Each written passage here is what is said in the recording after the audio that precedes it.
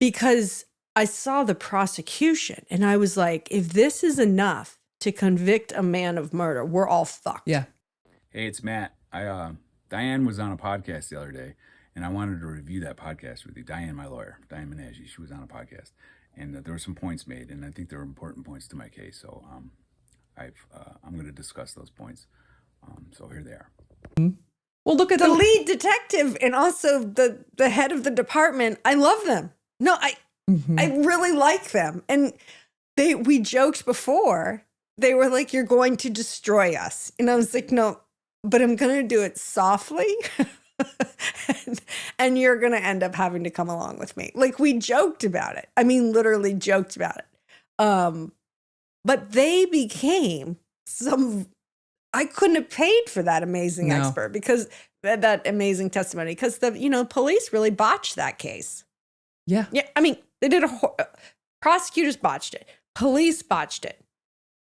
And the combination thereof was a presentation of a case that was, I mean, I thought we should all be scared, because I'm like, if I really felt like if this is enough, we are in serious trouble.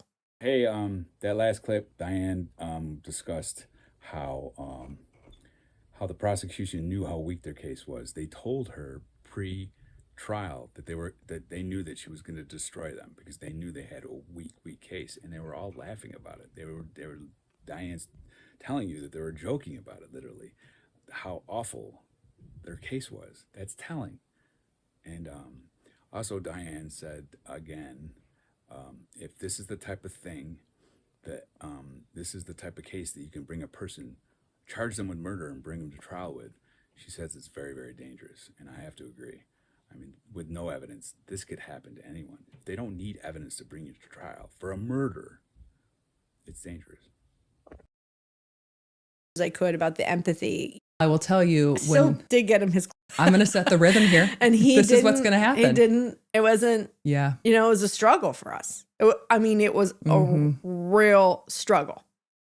Well, I will tell you, still did get him his clothes though, and his belt. I just want everyone to know, like the clothes that he wore, I provided those clothes. I still do kind things for my clients, but he was a real struggle for me. And in the end, of course, with some perspective, because it's hard to have some then.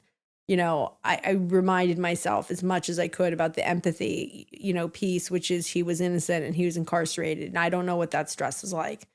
And that's an understatement. And then, of course, the trauma on top of it is that he had lost his wife, and then was being prosecuted for it, wrongfully so. So I don't know. I mean, and given that what is amazing is he had no issues in the jail. He never, he was an ideal inmate. And that is incredible, kind of, because you could think of him as like a ticking time bomb, if you will, right? Yeah.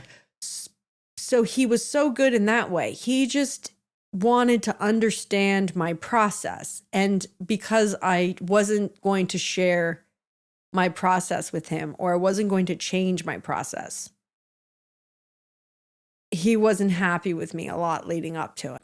Yeah, like Diane said, while I was in jail awaiting trial, we had there was a little bit of friction. There was some conflict. I'm not kidding. The woman saved my life. She literally was there. I don't think there's a better lawyer out there in the entire world I could ask for. So she really did a great job. But we did have some conflict. And if you want to know more about that, I would just tell you to get my book. I don't want to be like a merchant and be plugging my book, but I'm plugging it. So there's a ton of stuff in my book that explains a lot, way more than Dateline, way more than anything anybody knows. So it's on Amazon. So go get it. And then when he finally started to process, he just broke down. He did, yeah. And that was a moment. And that is, if you watch that and you watch William Husel body demeanor when those verdicts were read, we should all remember those moments, because that's what it looks like when an innocent person's exonerated. Yeah. I agree with Diane 100%. This is exactly what a person that gets acquitted of murder looks like. It was me being 100% honest with you. It was heavy. Well, anyway, if you're watching this, you're probably interested in my case. So there's a lot more to come. Every Wednesday, all day long. It's like an all-day thing, starting in the morning. we review my trial. All the information's on my Facebook, Matthew Moore. Facebook, just go out there and find me. YouTube. The name of the station that or the channel that does the thing on Wednesday is called what's it called again? The Alternate Corner. It's on YouTube. Just go out there and look for it. There's not a problem. Or you can go to my Facebook, or you can go to my YouTube. This YouTube thing, I have all the information listed in my details on my page. All right, guys. Later. Peace.